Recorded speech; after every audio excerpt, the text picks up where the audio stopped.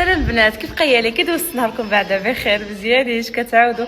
المهم بزاف بكم كتقولي وصال البارح كاع ما حطيتنا ستوري ديال الكوش ازرق. البارح من اللي حطكم البارح ستوريات ما عاود دخلت الانستغرام حتى لدابا ملي كنشوف ستوري كنشوفو ما كاش شي ابدا. ما عرفتش علاش، واش على حساب الكونيكسيون كيكون ثقيله ولا شي حاجه، ولا من الريزو. حنا مره كيطفوا عندنا هنا الريزو.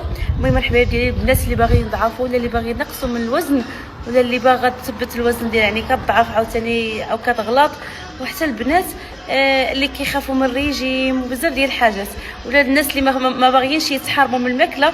انا غنخليكم النمره ديال الكوتش اسماء اللي ان شاء الله يا ربي تبع معكم واحد النظام غذائي لان هو مزيون بزاف.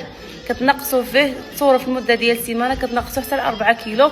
ولكن طبيعه الحال عندكم كنعدوا الرياضه واخا يعني هي كتمشى واحد نص ساعه في النهار تبارك الله كافيه تنقصوا فيها، وان شاء الله حتى كتوصلوا.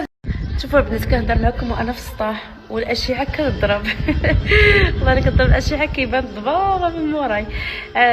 ماشي في السطح، يعني تبقى لي تحت السطح المهم الحبايب ديالي كما قلت لكم انا خليتكم الانستغرام ديال كوش اسماء.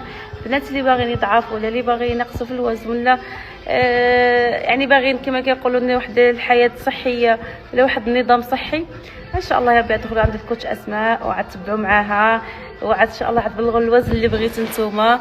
انا ان شاء الله يا ربي الحمد لله بلغت الوزن اللي خصني. يعني هو شحال دابا فيا؟ شحال فيا 77 كيلو دابا تبارك الله. اختكم غليظه ما كتبانش فيا الصراحه بزاف، ولكن يعني بزاف كيقولوا وصل شنو عدلتي في الريجيم، واش وصل هذه هي شحال هذه ضروري. يعني ماشي الريجيم اللي كتحرموا كتفطروا كتعشوا كتعدلوا كتغداو كدخلوا السناك ديالكم كتاكلوا كلشي، يعني شويه واهم حاجه صحيه.